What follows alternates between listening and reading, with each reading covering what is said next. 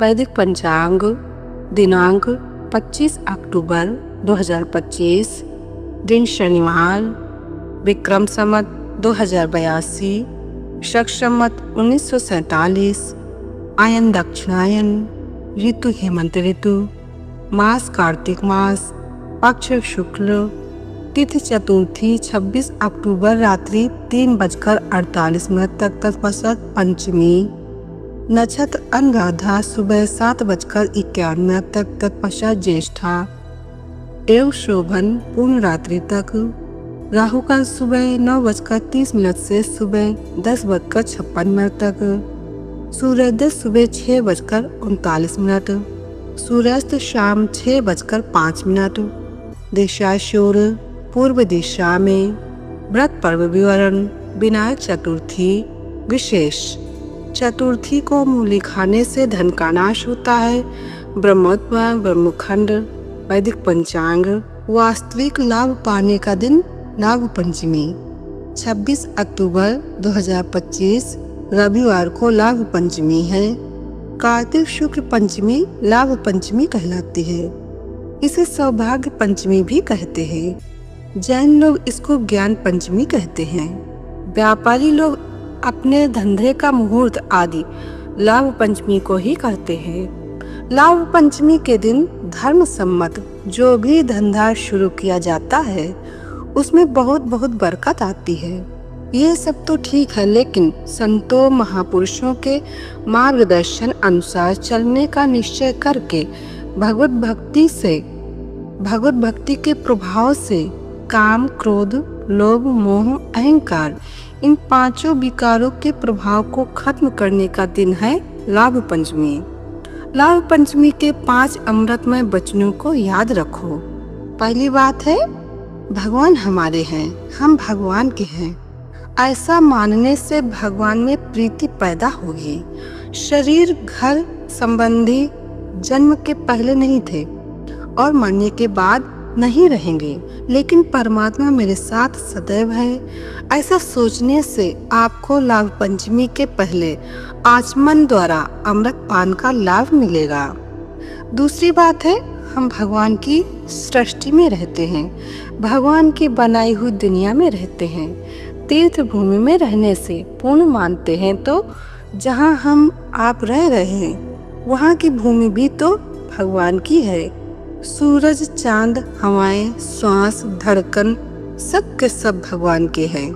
तो हम तो भगवान की दुनिया में, भगवान के घर में रहते हैं। मगन निवास अथवा निवास, गोकुल निवास, ये सब निवास ऊपर ऊपर से हैं, लेकिन सब के सब भगवान के निवास में ही रहते हैं। ये सबको पक्का समझ लेना चाहिए। ऐसा करने से आपके अंतःकरण में भगवत धाम में रहने का पुण्य भाव जगेगा।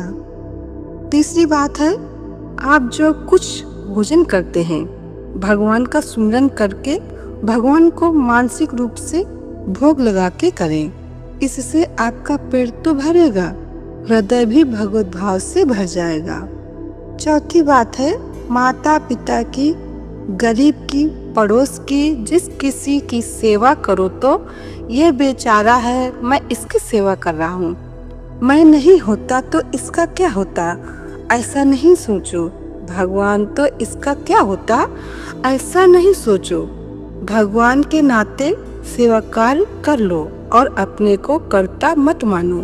पांचवी बात है, अपने तन मन को, बुद्धि को विशाल बनाते जाओ।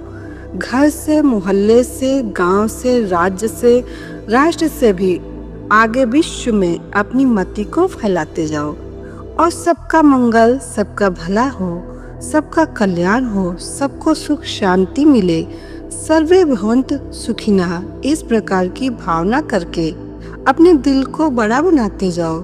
परिवार के भले के लिए अपने भले का आग्रह छोड़ दो। समाज के भले के लिए परिवार के हित का आग्रह छोड़ दो।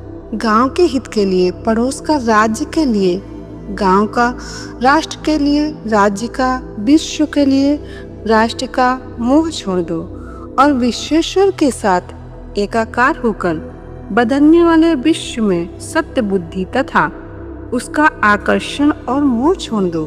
तब ऐसी विशाल मति जगजीत प्रज्ञा की धनी बन जाएगी।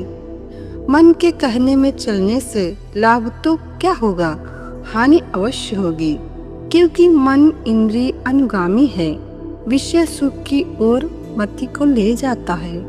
लेकिन मति को मतीश्वर के ध्यान से स्मरण से पुष्ट बनाओगे तो वो परिणाम का विचार करेगी, मन के गलत आकर्षण से सहमत नहीं होगी।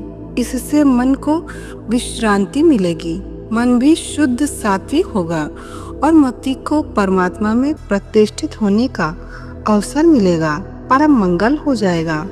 स्रोत ऋषि प्रसाद। वैदिक पंचांग संपादक अंजनी बहन निदेश ठक्कर।